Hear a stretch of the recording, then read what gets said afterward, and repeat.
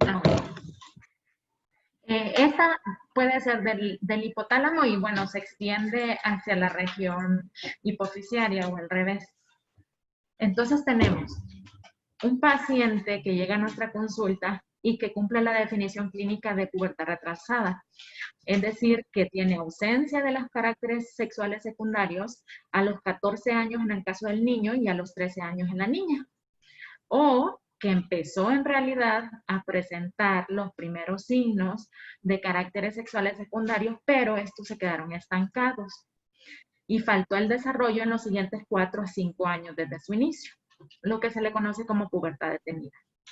Entonces, ¿qué tenemos que hacer en conclusión? La anamnesis de la familia, la anamnesis de los antecedentes del niño, tanto prenatales, natales, postnatales y hasta el momento a ver si ha sufrido enfermedades crónicas de algún tipo. Luego, la exploración general, genital y además de eso valorar la edad ósea y la analítica general con las pruebas diagnósticas que están orientadas. Entonces hablamos de los perfiles bioquímicos, de las pruebas de estimulación y además de eso entonces podemos clasificar en qué parte de la pubertad retrasada nos encontramos. Si nos encontramos en las enfermedades crónicas, entonces ahí sí nos serviría una historia clínica completa, exploración completa del niño o niña y analítica general para poder llegar a esa conclusión. Lo otro, si creemos que el niño puede presentar retraso constitucional de crecimiento y pubertad, ¿verdad? Lo que se le conoce también como una pubertad retrasada esencial o simple también. Entonces hay que hacer diagnóstico diferencial con hipogonadismo hipogonadotrópico. Entonces vimos que aquí nos serviría el test de estimulación de LHRH. Y en el caso que se trate de un hipogonadismo hipogonadotrópico, entonces hacer el estudio de imagen. La evolución, en este caso, ya vamos a ver que el tratamiento consistiría en la aplicación de esteroides sexuales. Y bueno, si entramos a hipogonadismo hipergonadotrópico, entonces aquí pensamos en un hipogonadismo primario. Estamos pensando en aquellos pacientes, niñas con Turner o niños con Klinefelter. Exploración clínica, aparte de eso, cariotipo y cómo vamos a encontrar los exámenes, pues lo vimos en las tablas anteriores. El tratamiento se basa en 3 métodos principales. Puede ser la administración pulsátil de GnRH, que esta en realidad no está recomendada porque el GnRH es muy caro. Entonces decía ahí de que por eso se evitaba en el manejo. La administración de gonadotropinas, que ese es más factible, mencionaba. Y bueno, el más seguro y el que generalmente se utiliza es la administración de los esteroides sexuales. Si estamos hablando en general de algún tipo de hipogonadismo e incluso el retraso constitucional del crecimiento y pubertad. Entonces, hablando del tratamiento en general, si tenemos un paciente que cumple criterios con los antecedentes del retraso constitucional o una deficiencia aislada del gen RH, entonces en varios artículos dicen, no, miren, denle cita de seguimiento de 3 meses a su paciente y mejor vigilemos. Y si en 6 meses él no ha desarrollado pubertad, entonces podemos pensar en terapia hormonal a corto plazo. Esta se va a basar en testosterona en niños y en estrógeno en niñas. O en el caso de aquellos pacientes que tengan insuficiencia gonadal primaria. Importante mencionarles también que en el caso de insuficiencia gonadal primaria, el pronóstico de fertilidad es muy malo.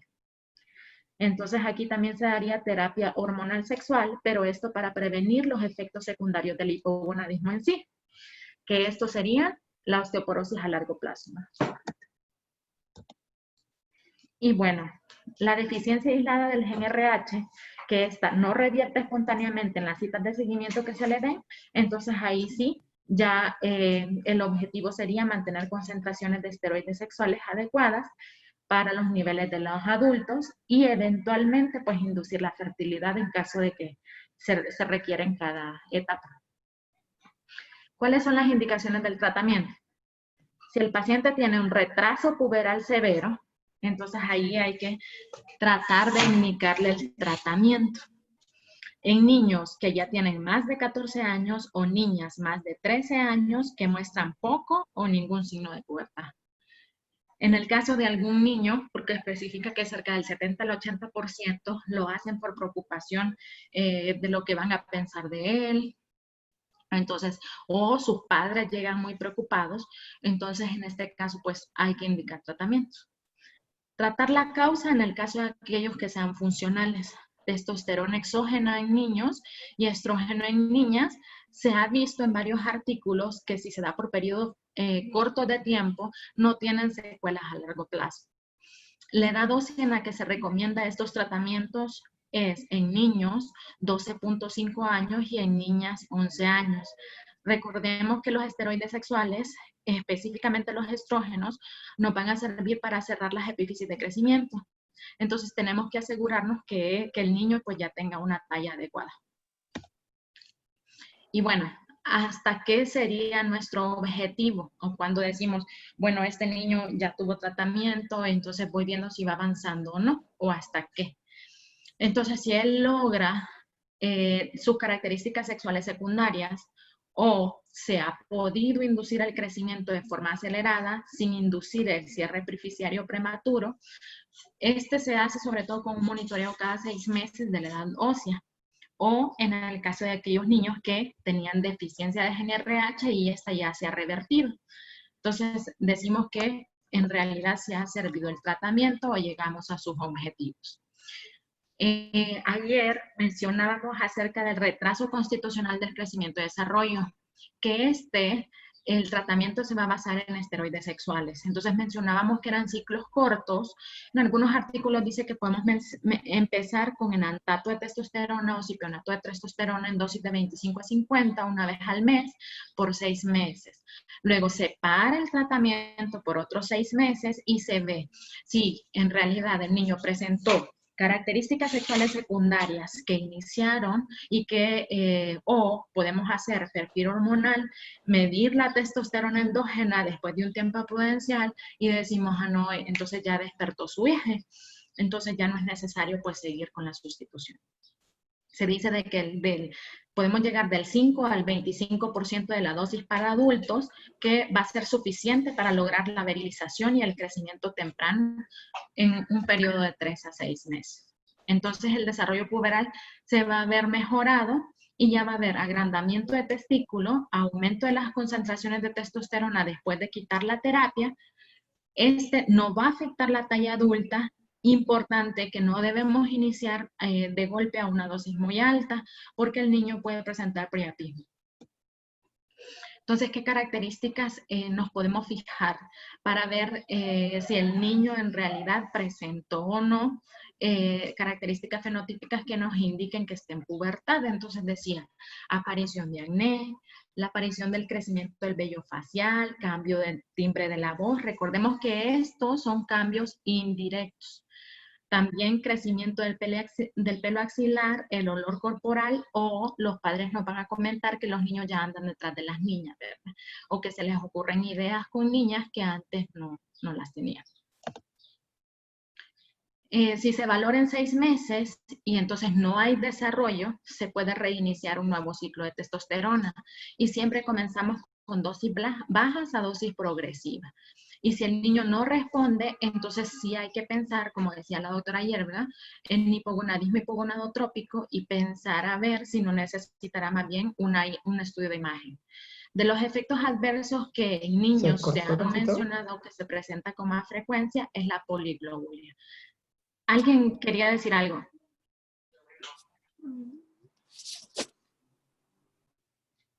Hola.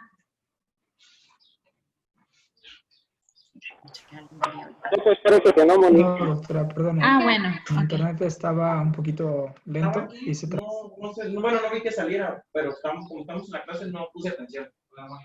Hola, doctor.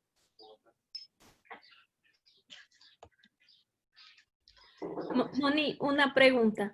En los pacientes que tienen hipogonadismo hipogonadotrópico, el tratamiento es de por vida.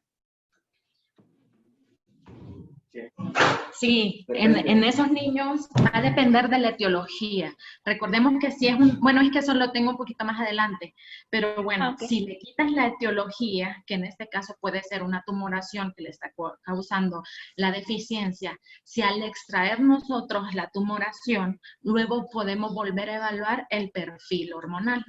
Y de acuerdo al resultado del perfil hormonal y a las características clínicas del niño que nos va diciendo sus padres, entonces podemos valorar el inicio del tratamiento. Gracias, Moni. No, ¿de qué?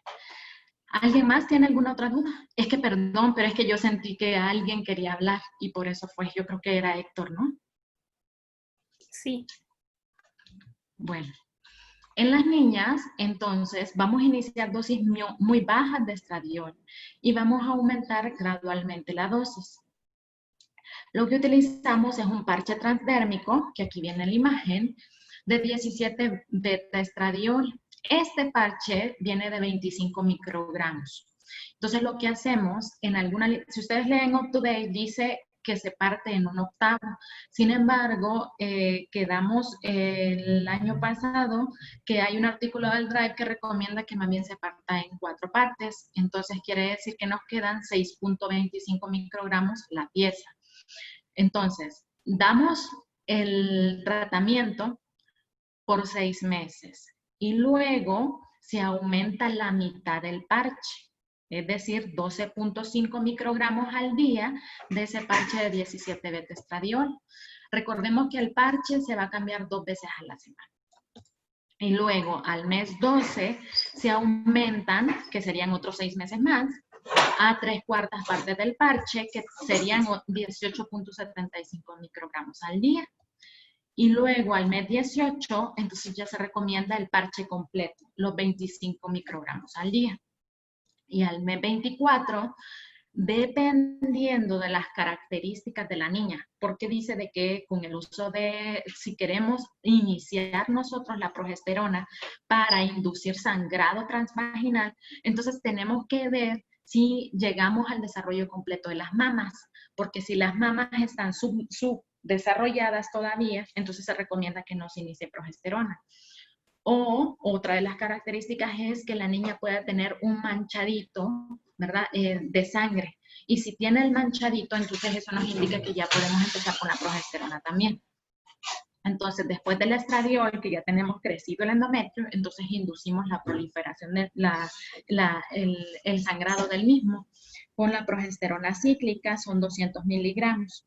Esta se administra los días 1 al 12 del mes calendario y bueno, lo que les decía del desarrollo de las mamas. En las niñas también podemos guiarnos por la aparición del acné. Estos son signos indirectos.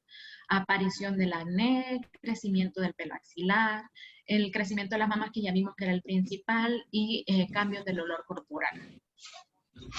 También hay otros tratamientos que están indicados como el etinilestradiol. Si es que este se inicia en 2 microgramos y aumenta hasta 5 microgramos de 6 a 12 meses.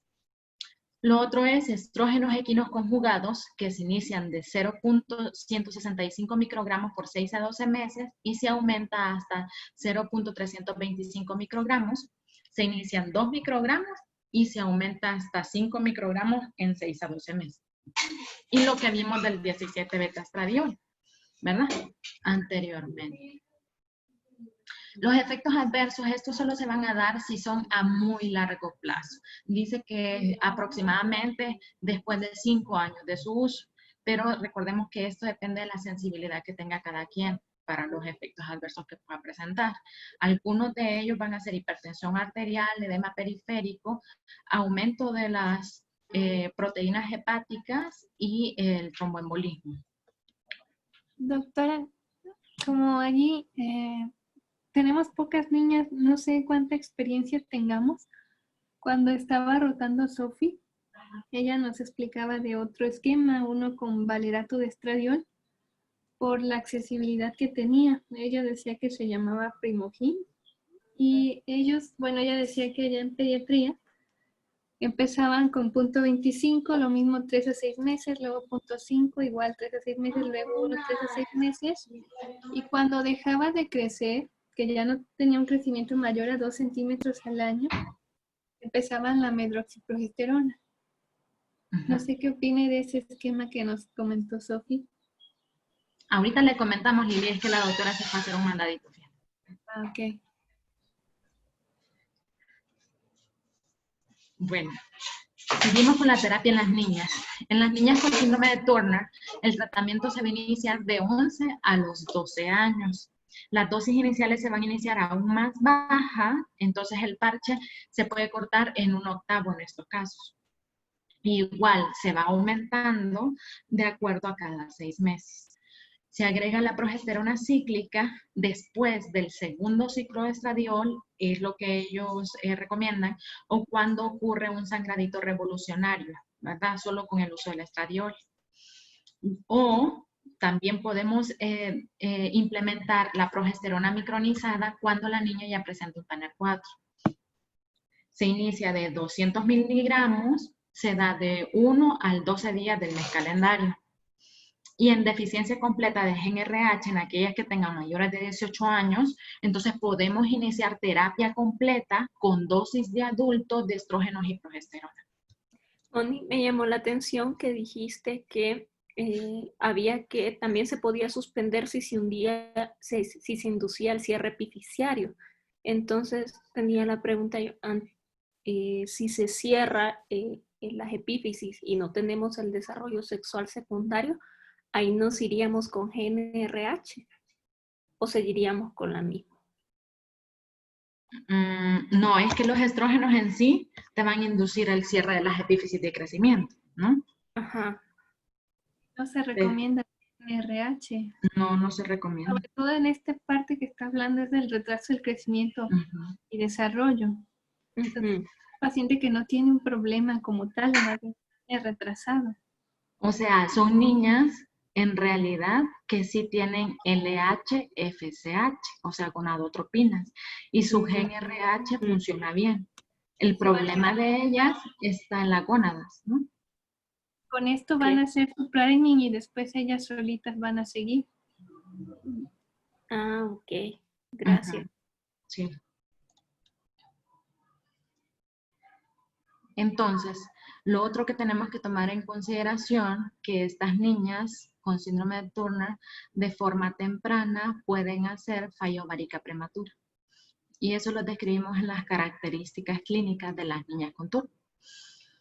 También dijimos que podríamos utilizar estrógenos conjugados o no conjugados, igual comenzamos a dosis muy bajas con incrementos de 6 a 12 meses.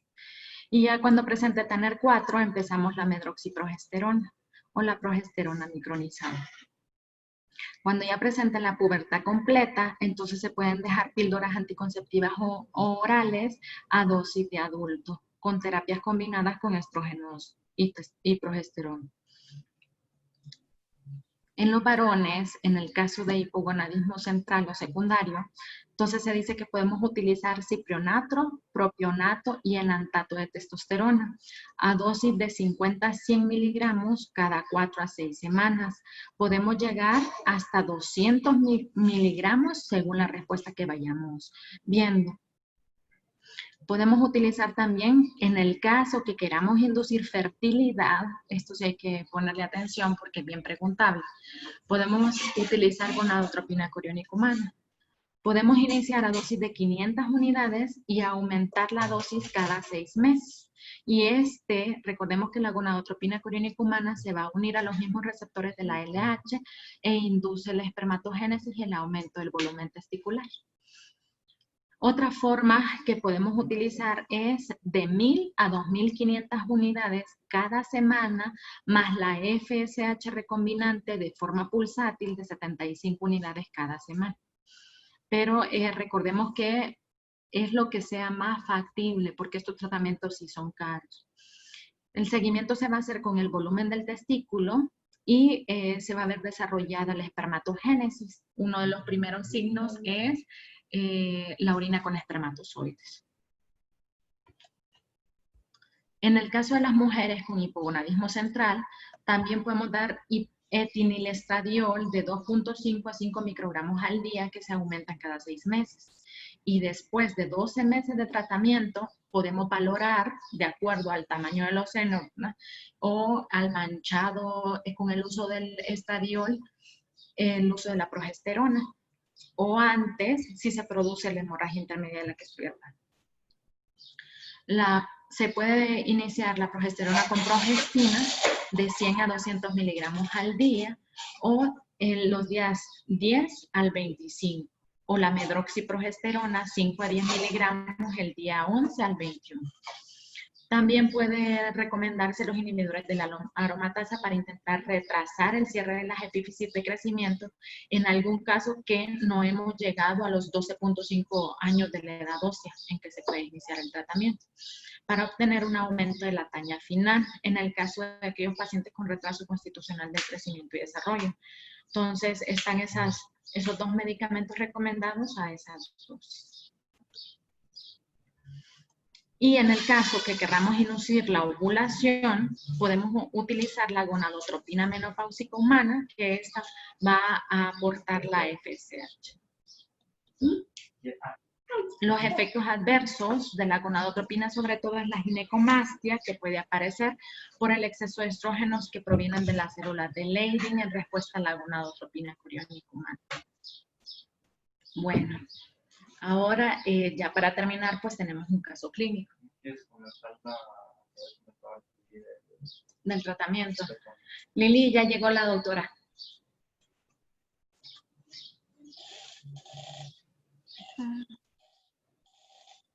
Para tu pregunta que tenías del tratamiento. Sí, bueno, yo solo decía del otro esquema alternativo, del retraso del crecimiento constitucional del desarrollo en las niñas. Lo que pasa es que Moni mencionaba la situación de la medroxiprogesterona en un lapso de tiempo.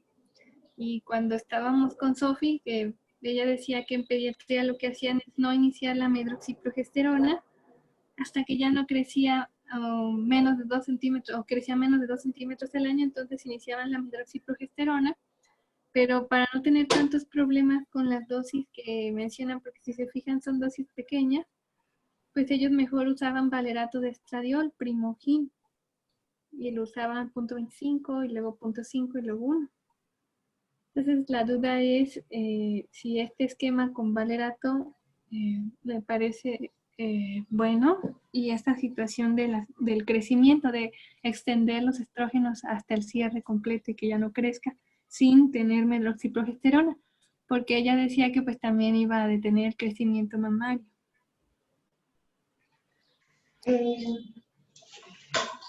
Sí, en general los primeros 2 años, es que allí cubro, los primeros 2 años solo damos los estrógenos. Es como tratar de simular lo que ocurre normalmente en el desarrollo puberal. La niña empieza a producir los estrógenos sin ciclo, ¿verdad? En realidad empieza a ciclar de la telarca hasta la menarquia. Y para eso pasan unos 2, 3 años, ¿no? Depende ahí también de cada niño. Pero sería lo que haríamos, como simular el desarrollo. Ya ven que la menarquia es al final. Sí, es telarca, pubarca, menarca, y entre cada uno 1 año. Ajá. Entonces, de telarca a menarca serían 2 años. Ajá, por lo menos 2 años. Entonces, esos 2 años son puros estrógenos. Y ya después se añade el progestágeno para que regue. Y pues está bien lo que dice Sofi, porque además lo podemos ir empatando objetivamente con la edad ósea, ¿no? Porque como que lo hacíamos así, pues 2 años. Está bien así. Lo que yo nunca he usado es el valerato de estradiol. No, y ahí no lo mencionan tampoco. No he usado yo esa presentación. Usamos... Era más económico y más accesible en las farmacias. Quizás por las dos. No sé bien. Lo que hacemos más o menos habitualmente es de los estrógenos conjugados de 0.625 la mitad. O los parchecitos, los partimos, ¿no? sí, partir los parchecitos, se los vamos dividiendo por dosis. Pero nunca he usado el valerato Y aquí de estradiol. menciona el parche de 17-beta-estradiol y además el etinilestradiol, estrógenos equinos conjugados y igual el 17-beta-estradiol, pero el valerato en realidad. Sí, de hecho, lo que yo había leído es que el 17 beta era como el más fisiológico, ¿no? Ujú. La etapa de la vida. Sí, ¿y esos son los parches? Sí, sí, ¿verdad? Sí, Sí. son los parches. Ujú. Sí. Aquí tenemos, sí, ¿verdad? Entonces ya no tenemos estrógenos conjugados, pero sí tenemos los parchecitos. Ujú. Pero tienen que ser pedacitos de parche, Sí. se cortan. En un cuarto y luego cada 6 meses, entonces se va aumentando la dosis, quedarían 6.25, luego 12.5, luego 18.65 y luego los 25 microgramos que trae el parche completo. Exactamente. ¿Alguien más tiene alguna duda? Yo solo comentar, aquí cuando di el tema de anticonceptivos orales, tengo la equivalencia que 2 miligramos de valerato de estradiol es igual a 20 microgramos de etinilestradiol. Entonces, bueno, daba un poco más abajo. Si el valerato viene de 2 miligramos y están administrando un cuarto de la tableta, está un poco debajo bueno, se empezaría con una dosis un poco más bajo del equivalente del etinilestradiol. Entonces, bueno, nada más comentar que el equivalente pues sería un poco, sería similar, o sea, estaría entre si empezamos con un cuartito de la tableta del valerato de 2 miligramos, sería el equivalente a iniciar a 2.5 microgramos día del etinilestradiol. Y pues nada más para complementar lo que comentaba la otra Lili. Y está bien, porque en realidad la dosis de la etinilestradiol que está recomendada, pues giraría en torno a eso. Ok. Muy bien, gracias. Gracias. Pues bueno. Comenzamos con el caso clínico. A ver. ¿Nos vas a ayudar, Josué? Va. Bueno, ella es Gaby, es nuestra pacientita de la tarde de hoy, tiene 13 años. En agosto del 2007 comienza con cefalea holocraniana ocasional, de moderada intensidad y sin predominio de horario. Ya para diciembre del 2017, o sea, septiembre, octubre, noviembre y diciembre, solo habían pasado 4 meses, ella llegó diciendo que tenía aumento en la intensidad y de la frecuencia de la cefalea y además pérdida de la agudeza visual en el ojo izquierdo. Para marzo del 2008, que también enero, febrero, marzo, o sea, 3 meses después, se exacerbaron los síntomas de la cefalea continua e incapacitante y presentó vómitos en proyectil y lenguaje incoherente. Entonces, hasta este momento, ya se pueden ir imaginando ustedes, más o menos, qué es lo que le está pasando a Gaby. Ella dijo en la primera consulta que su menarca se había presentado a los 11 años, pero que se detuvo a los 12 años, 8 meses de edad. Al inicio eran periodos irregulares, posteriormente se regularizaron durante 6 meses hasta que se les suspendió por completo. A ver, Josué, nos va a decir de entrada qué es lo que estamos pensando. Entonces, tenemos una paciente que desde diciembre de 2017 tiene cefalea con banderas rojas, que igual en marzo del 2018 los síntomas pues, son más todavía sugestivos de hipertensión endocraniana, que inició a una edad que diríamos que está dentro del rango esperado para la menarca, pero que se detuvo esta a los 18 años, habíamos comentado, a los 12 años, perdón.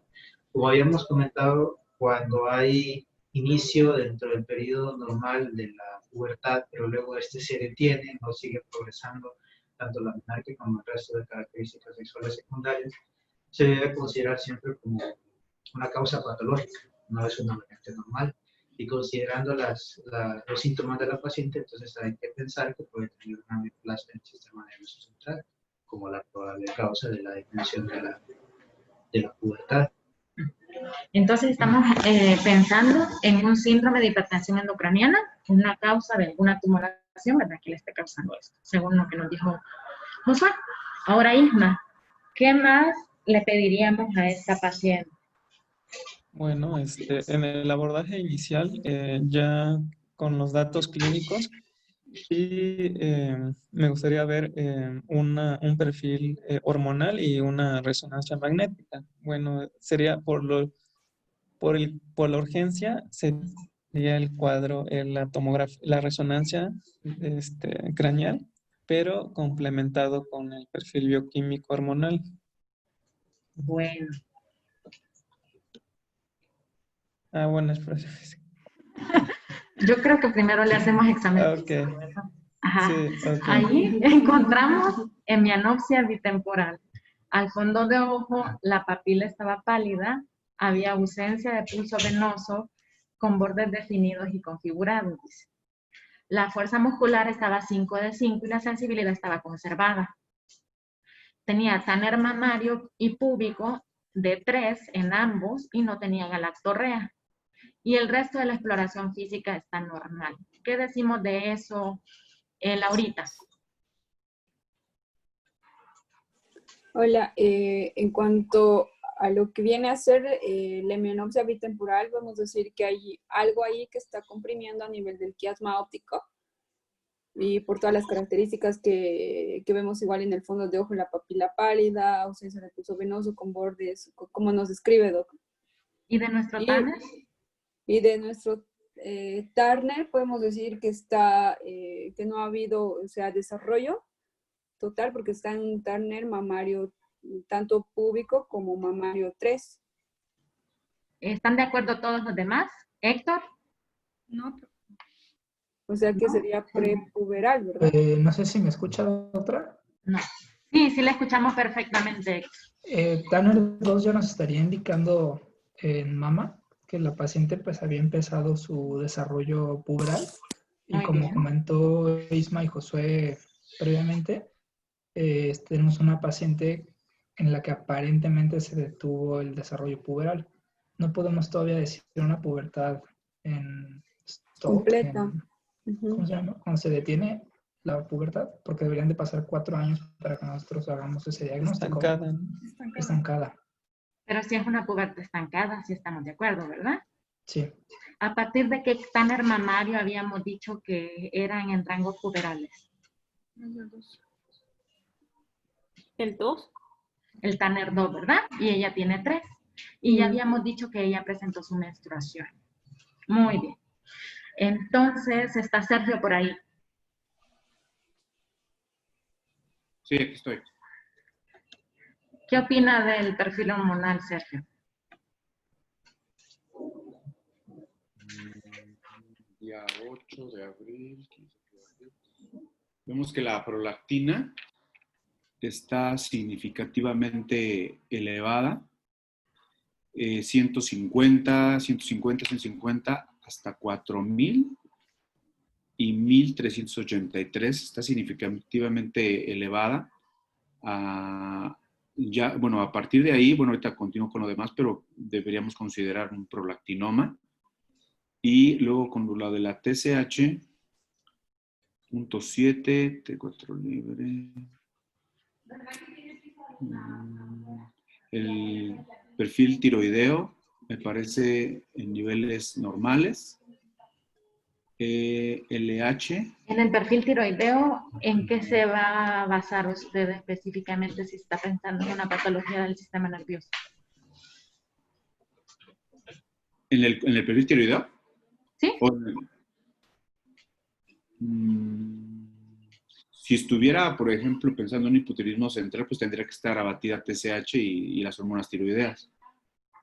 Específicamente la T4 libre, ¿verdad? Si es central, sería más TSH, ¿no? Si es central, es más la T4 libre. Ah, ok. Pero la prolactina Las tiene dos. interacción con la TSH, ¿verdad, Moni? ¿Perdón? La prolactina tiene un efecto inhibidor de la TSH. Es a nivel de la TRH. No, TRH. es al revés. La TSH. La TRH estimula la TRH alta Ajá. en un hipoprimario, pero en un primario la TRH alta estimula Prolactina. Ajá, o sea que es al revés. Sí, al revés, sí. El tiroidismo primario condiciona. Es prolactina. Hay prolactina. Sí.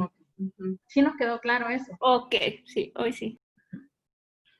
Bueno, sigamos, Sergio. Entonces, en el central, la TSH estaría también normal o alta. Yo Si es pensaba, hipotiroidismo, podemos ver TSH y T4 libre que van a estar disminuidas. ajá, exacto, en el central es lo que, en ese caso que fuera, pero en este caso no. Ajá. Y luego LH, FSH, están en niveles normales. Y Depende de cuál, ¿verdad? Porque LH quedamos en más de 0.3. Para que sea pubertad, pues. y el normal es más de 0.3, pero y sí está disminuido. Para pubertad, pero en la segunda igual ya está bien. Cierto, sí. Ahí no, la verdad no sé qué interpretación darle, a menos que sea por la prolactina, que pudiese estar disminuyendo, provocando pubertad retardada o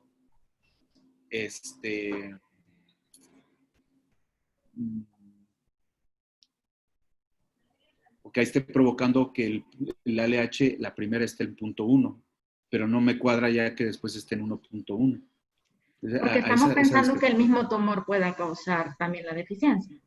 Ajá, pero en la segunda está normal. Esa es la parte que no entiendo. Pero, doctora, por ejemplo, ahí la elevación de prolactina también nos puede causar hipogonadismo, ¿no? Sí, sí. Y por eso pudieran estar elevándose LH y FSH, ¿no? Y bajando a nivel periférico estradiol y, bueno, ella es niña, estradiol. Sí, es niña. Pero ahí lo que dijo Héctor, o sea, la prolactina te da hipogonadismo, pero porque te inhibe a las gonadotropinas, entonces la LH no se debería elevar. Exacto, Da hipogonadismo hipogonadotrófico porque inhibe los pulsos de GNRH. Sí. Ajá, y solo que entonces, ¿por qué entonces la segunda está normal? Esta está baja, pero esta está normal. Entonces, eso es lo que nos confunde, porque debería de seguir baja, ¿no? Sí. Pero aquí ya como que se normalizan un poco. Y no pasó nada. Y no pasó nada. Y más bien, la prolactina siempre sigue alta y las demás están bien. Igual la TSH. Habría que ver cómo se ha comportado aquí. ¿Y tenemos ya la imagen? Ya. Sí. Ah, bueno, pero no ha salido. No. Pues es que sabes que hubiera estado padre tener los niveles en los últimos. En los otros, sí, pero no lo daba el caso. Cuando tenemos un perfil así, con dudas, siempre se tiene que correlacionar con el estradiol. O sea, miren, el estradiol también se sube un poquito, pero está muy bajo. Ese perfil, bueno, y no está arreglando la niña. Regló en un principio, Sí, pero después ahorita ya no. Ese perfil habla de un eje insuficiente. Ahora, como que iría más a hipogonadismo hipogonadotrófico, ¿no? Porque están bajitas, aunque no están como las primeras, pero están bajitas. Ahora, vamos a pensar que puede ser efecto compresivo del tumor o efecto de la prolactina, ¿sí? Y eso no lo vamos a saber o hasta que le quiten el tumor o hasta que inhibamos la prolactina con algún fármaco. Entonces, estos casos siempre se recapitulan ya que corregimos prolactina o ya que le quitaron el tumor. También puede ser que cuando le quiten el tumor se lleven el gonadotropos, ¿no? Por eso si es un prolactinoma, no se debe de operar, porque si no se lleva el gonadótropo también, ¿verdad? Muy bien. Gracias. Bueno, entonces vamos a pasar al estudio de imagen. ¿Está Meli por ahí? Sí, doctor. A ver, Meli, cuéntanos. Pues esa es una resonancia magnética en un corte sagital. Es una de uno con contraste. Se alcanza a ver una imagen a nivel de región celular, de extensión supracelular, de densidades heterogéneas y no sé si se ven, pero pareciera que invadiera hacia... Ah, no, le iba a decir hacia seno esfenoidal, pero no. Tenía la papila que estaba pálida, hemianón seno izquierdo, casi llegando a ceguera. Ajá. Sí, exactamente, pues ya tiene compresión del quiasma óptico y también hay un poco de desplazamiento ya de los ventrículos, ¿no? Sí. ¿Y qué le diríamos a los padres? Desde que tiene un adenoma, aparentemente es productor de prolactina por los niveles de prolactina, pero como dice la doctora, pues no se puede concluir en ese momento. Fíjense que aquí adentro del tumor mencionaba que había 2 densidades y las alcanzan a ver. Entonces, decía que esta se mira como que si fuera un poco quística en relación a la de la periferia.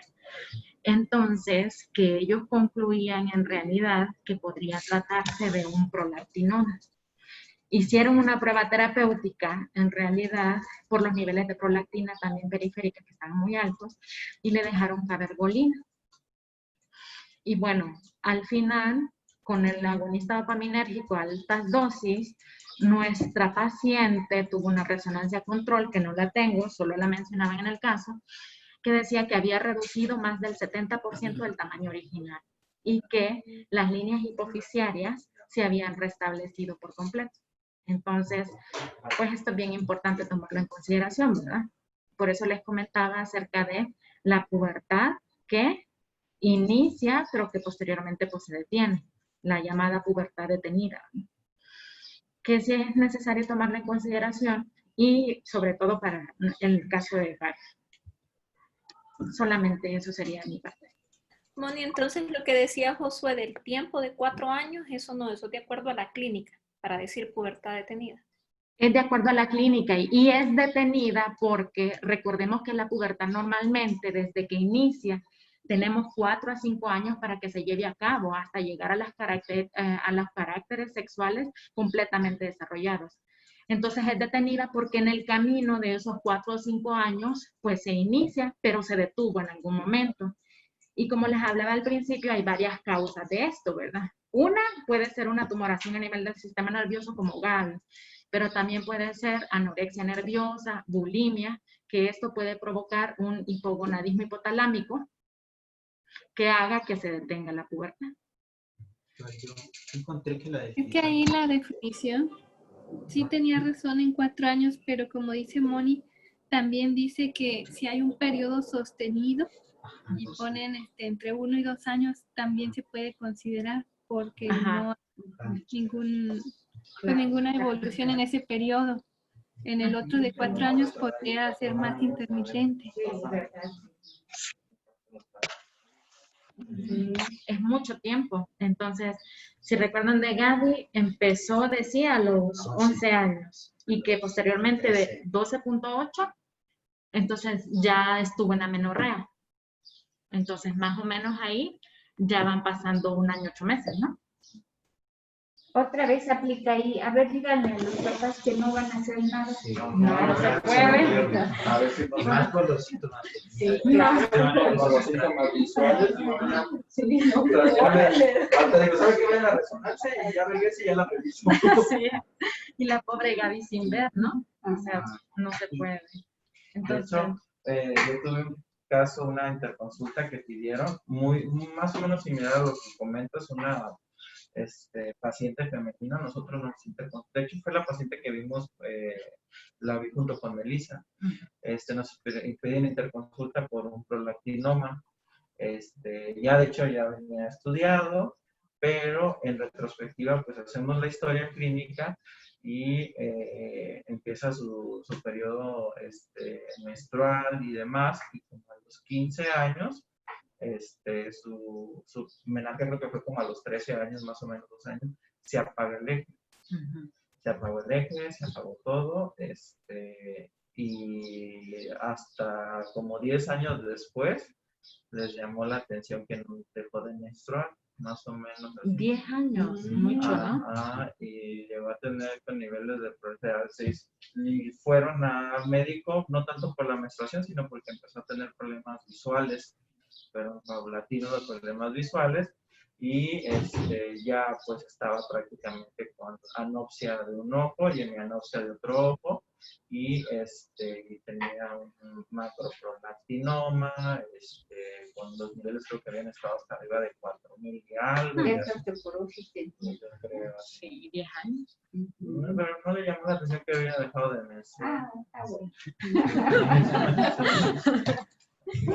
Es una molestia. Pues bueno, ¿hay dudas hasta el momento? Moni, una pregunta.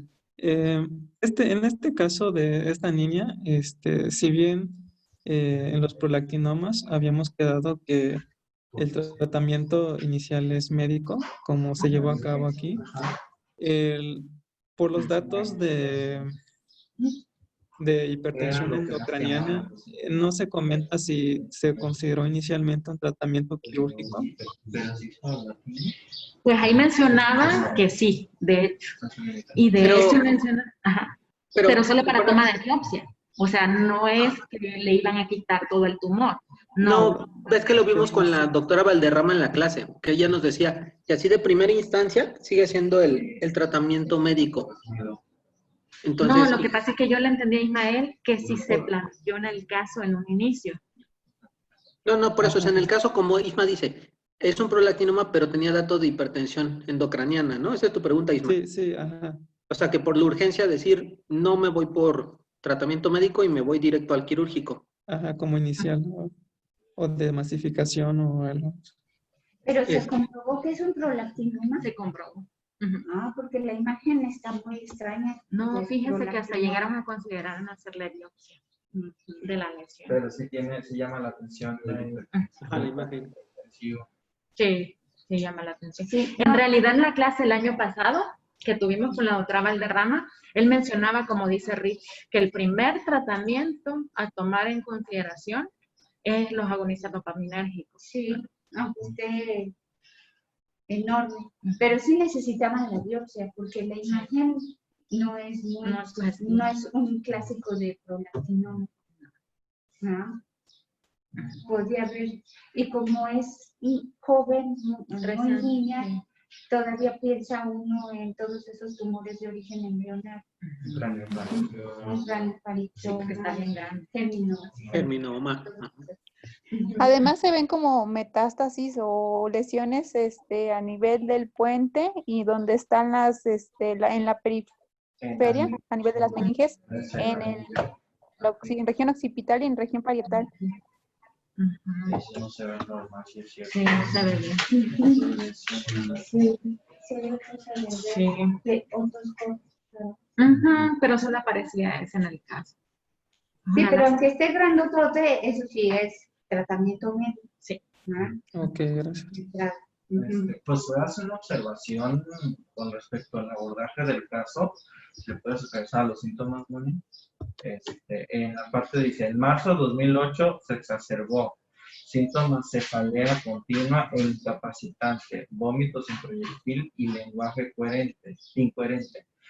Eso pues lo traspolo en que si se me presenta un escenario en ese caso, ¿usted qué indicaría más, doctora? ¿La cirugía o esperarnos? Porque tiene datos de cráneo hipertensivo. Sí, esa es una urgencia quirúrgica. Es una urgencia quirúrgica. Es una urgencia quirúrgica. Obviamente, pues en retrospectiva, pues vemos las cosas de diferente manera, pero ya hasta me dije, me llegan, sí, Esa fue la pregunta de Ismael, ¿no? O sea, esta paciente tenía datos de cráneo hipertensivo y darle tratamiento médico nada más. Sí, la verdad es que ahí comentaban y dijeron de que más bien lo que quisieron ellos es hacer una biopsia para considerar el tipo del tumor que tenía, pero nunca dudaron, o sea, ni siquiera mencionaron en ponerle una válvula o algo, ¿no? Pues ni siquiera hacerlo craneotomía abierta como para descomprimir, pues no. Y el inicio de los agonistas dopaminérgicos, ¿no? Pero bueno, eso enriquece también la clase porque nosotros tenemos otros puntos de vista. No, y aparte del escenario que te puedes encontrar, ya les va a tocar en urgencias que luego llega y dices, oye, pero ¿qué hago? ¿qué hago? Lo presento, me espero si es un prolactinoma o algo. Sí, no, la verdad así con vómito en proyectil y los No, y datos luego del el tumor. hipertensivo hay que correr con el neurocirujano y entre todos decidir, ¿verdad? No le voy a esconder este prolactinoma, no. En este caso, doctora, no mejoraría con dexametasona inicialmente antes de considerar el tratamiento quirúrgico y con la cabergolina, y para, pues digamos, que se continúe enfocando hacia la parte del tratamiento médico. Pues eso sería más el manejo del edema. Sí, yo creo que pero no sé si respondan por ser prolactinoma. así como llegó, yo no hubiera pensado que es un prolactinoma, ¿verdad? Si hubiera estado segura, quizás sí hago eso que tú dices, pero viendo esa imagen, la edad de la niña, así, hay otras posibilidades, entonces sí era importante tener la biopsia. Ok. Sí, como para ya lanzarnos a decir qué es el tratamiento médico. Ahora, ya, así de grandote, sabiendo que es un prolactinoma, sí puede ser el tratamiento médico. Pero entonces, ahí nosotros lo que tenemos que hacer es tomar la decisión conjunta con los neurocirujanos, porque si es una urgencia, el cráneo hipertensivo. Entonces, ¿no sería correcto el pensamiento de que por los niveles de prolactina que se reportan y un tumor hipofisario, no pensar de primera en prolactina en una niña de la edad, de esta edad? Fíjate que pueden ser unos niveles altos por compresión del tallo. Ahí tendríamos que hacer diluciones a ver qué tan altos, ¿verdad? Porque aquí ya los tenemos todos juntos. Pero, por ejemplo, llega a urgencias con cráneo hipertensivo, ni tenemos niveles nosotros de prolactina en ese ratito, ¿no? Tendríamos la imagen, y la imagen no parece prolactinoma.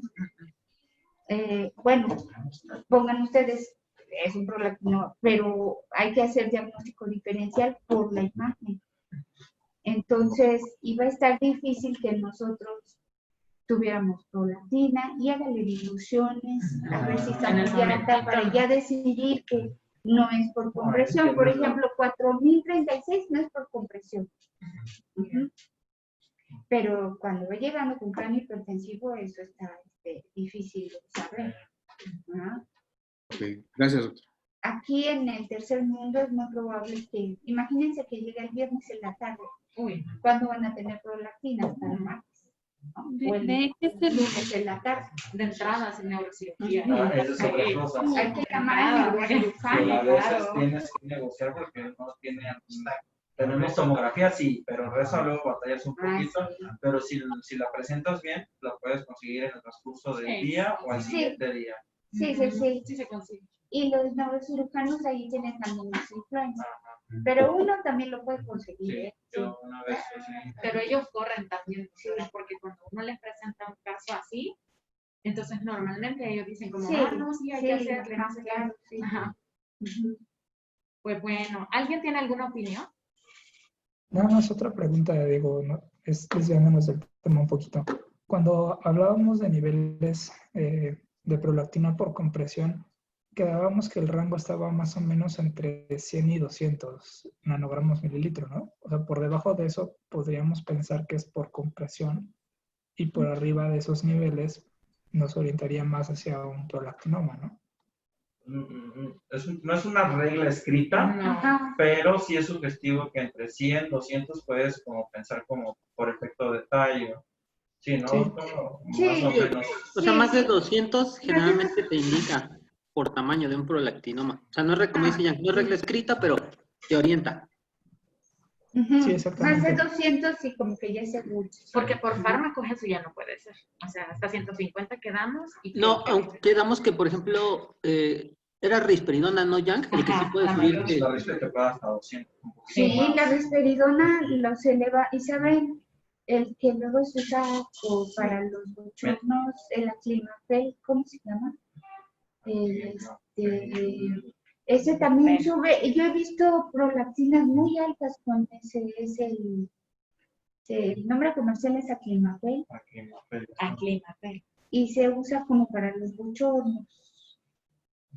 Entonces luego el gineco les pide prolactina y se espanta porque sale muy alta. Veraliprida. Veraliprida. Es veraliprida. Esa no- Ajá.